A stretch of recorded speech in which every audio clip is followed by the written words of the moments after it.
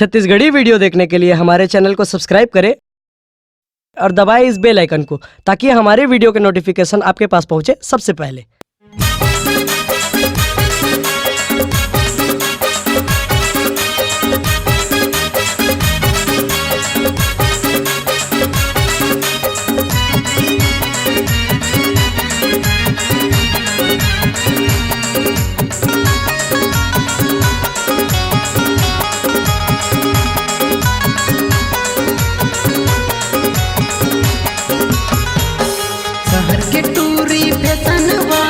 शहर के टूरी फैशन वाली नखरा दिखाए कारी रे हाहाकारी रे।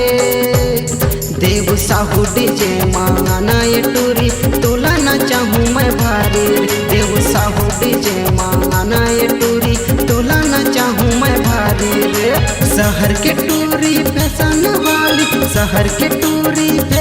वाली नखरा दिखाए कारी रे हाहाकारी रे। देव साहू डीजे मांगाना ये टूरी तोला ना चाहूँ मैं भारी रे। देव साहू डीजे मांगाना ये टूरी तोला ना चाहूँ मैं भारी रे।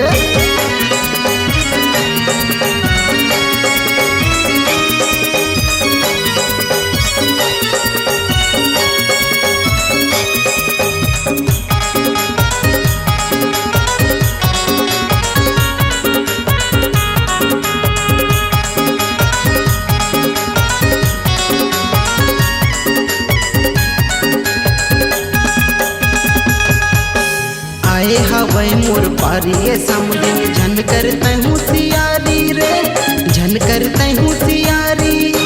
आना डीजे माँ नाच ले वो बोले देवत रे बेबाद मगारी रे। आना डीजे माँ नाच ले वो भले देवत रे बेबाद मगारी रे।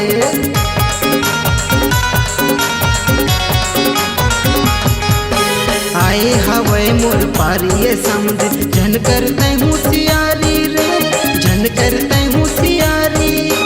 आना डीजे माँ नाच ले वो भोले देवत रे बेबाद मगारी रे। आना डीजे माँ नाच ले वो भोले देवत रे बेबाद मगारी रे। डीजे बजाऊँ करके इशारा, डीजे बजाऊँ करके इशारा तोला वाला हूँ मैं कारी रे हाहाकारी रे। देव साहू डीजे मांगाना ये टूरी तोला ना चाहूँ मैं भारी रे। देव साहू डीजे मांगाना ये टूरी तोला ना चाहूँ मैं भारी रे।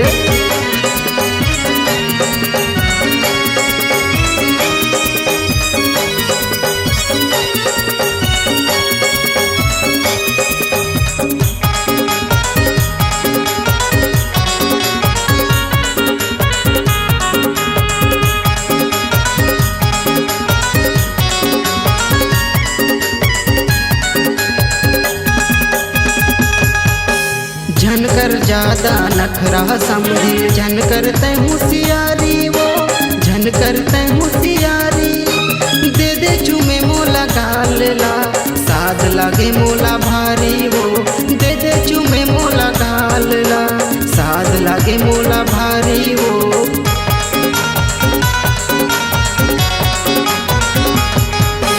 झन कर ज्यादा नखरा समझिन झन करते हूँ सियारी वो, झन करते हूँ सियारी।